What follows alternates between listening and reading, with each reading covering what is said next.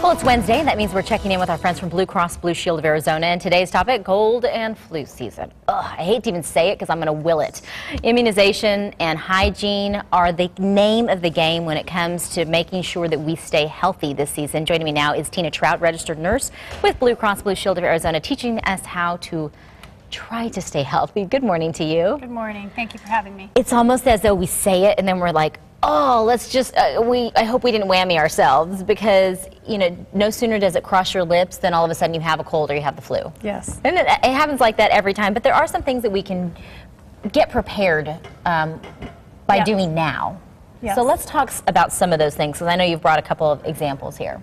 Yes. The most important thing you can do is get your flu shot. 1 in 10 people will get the flu this year, average. So we do take it seriously. There are anywhere usually between 3,000 and 40,000 people that die every year from the flu. So it is to be taken seriously, and there are things we can do to help prevent from getting the flu. And I think we've heard before too with the flu, you want to make sure in particular if you're elderly or if you're around the little bitties, caring for them, maybe you have a new baby or you have young ones in your house, those are also people that need to get that extra layer of defense or consider it for their families. Right, and there's some people that have high-risk conditions such as, like, as you said, elderly, pregnant, babies, people whose immune systems are low and can't fight off the infections as well as we can. How does the flu spread? I mean, if my little guy has his hands on a shopping cart, or if I put my hands on a shopping cart, is that where I get it, or is it way dead from like forever ago and I really got it from someplace else? No, it might not be way dead. It's spread through droplets, so either talking with someone that has the flu that's contagious at the time,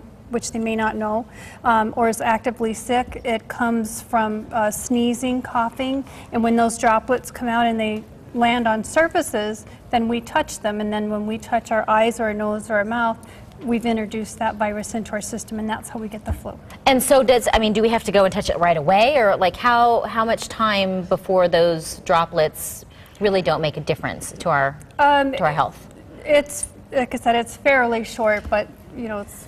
But we're doing it so often, probably, with so many different people. So when you bring in something like this, and we see these wipes, and we all have them sitting under our cabinet or at our desks, you don't want us to underestimate the power in these to keep us healthy. I don't. The next biggest thing you can do is hand washing. Make sure that you're always washing your hands frequently. The preferred method is warm soap and water, plenty of friction, because that's part of what does it, is getting the rubbing and getting between the fingers and your back of your hands, making sure that you dry completely. That's not always possible, so that's where the alcohol-based gels and the wipes come in.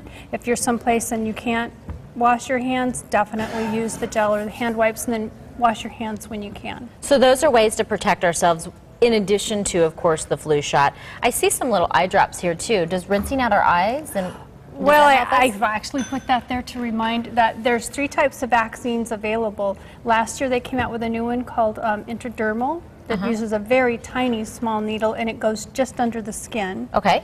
And then I also have a nasal vaccine that for between 2 and 50-year-olds that are it just goes right up in the nose. So there's no injection at all. It's just a spray in each nostril, and you can get your vaccination that way. Oh, see, that's my kind of language.